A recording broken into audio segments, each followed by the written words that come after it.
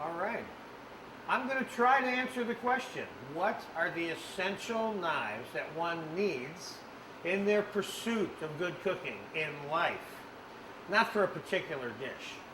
I've selected 5 knives that I think will satisfy 99% of everything you'll ever need to cut.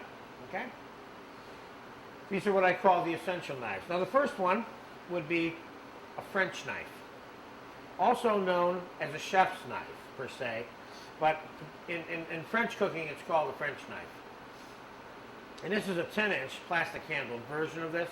One of the neat things about this knife is it has depth to the blade.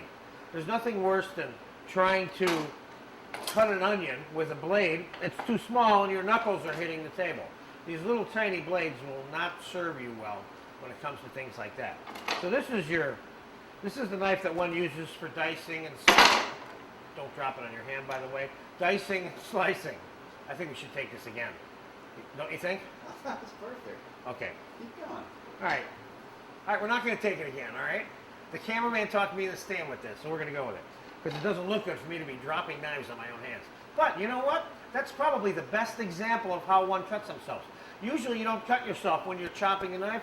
You usually cut yourself when it's laying on a table and you bang against it, or you're cleaning it the wrong way. Or you drop it and try to catch it, which you'll notice I didn't do. So, back to what I was saying. This knife is probably your best knife for slicing onions, dicing onions, mincing carrots, julienning peppers and carrots and tomatoes and things like that. So this is a very good knife, probably the most important knife in the kitchen to me. And I think you would find the same thing had you spent as much time with one of these as I have. Now, there's what I call a small version of that. This is the 8-inch version of the same knife. Some people who think this is too large for their hand or too heavy may opt for the 8-inch version, but the depth of the blade is still the same and it will perform the same functions. Although for me, I think this is too small for my particular hand. But some people prefer this. So this would be just the smaller version of the French knife. Then we have the straight boning knife versus the curved boning knife. And this is good for exactly what it sounds like, boning. This is a 7-inch boning knife. And you'll find lots of good things to do with that. There's no question there. Then there's a paring knife. And I don't think you need to be told what a paring knife is used for, but it certainly includes tourneing, meaning turning vegetables, carving them, getting into those little hard-to-reach places, taking the cores out of tomatoes, etc., and so on and so forth. So a paring knife would be the third essential knife. And then, of course, a good bread knife, which you use for making all different kinds of bread cuts. And from time to time, you might find this to be useful for other vegetables, too, not just bread. Sometimes really soft, overripe tomatoes that need to be cut for some reason, these are especially good for. But a bread knife is an essential knife. And then finally, what we call the rôti knife, or rôti, of course, means roast in French. This is for slicing things, that sides of smoked salmon, or prime rib, or top rounds of beef, and so on and so forth. This is a very, very nice knife. And this is what I would consider to be the essentials. So here's your 5 essentials. The roast knife, the bread knife, the paring knife, the boning knife, and the French knife.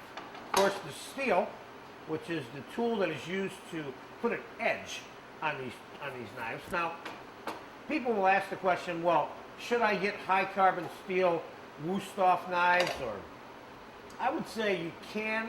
Those knives are fairly expensive and are not particularly well suited for grinding. These knives can be ground well. They're in a $20 range each versus the $120 range for the other ones. And they do a very good job, and you can grind them and sharpen them. So let's talk about the sharpening, or the process of putting an edge on a knife with steel. Now, one can go like this, or one can go like this, down or up. Now keep in mind that what you're actually doing when you're putting an edge on the knife is you're microscopically making a little zigzag on the edge of this knife, which microscopically you're actually making it dull, which is what makes it sharp. That's an oxymoron, I've ever heard one. So The reason there's a guard here is so that you don't come down and cut your finger. You can go that way, but you'll notice how I'm doing it is I'm making little dents in the knife. I'm not smooth. You don't want it smooth like that because you'll never make that little microscopic zigzag. That's why you want to go like this. You see it? Okay?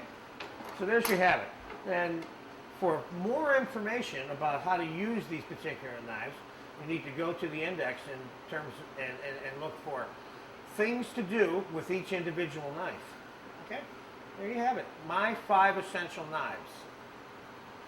Of course,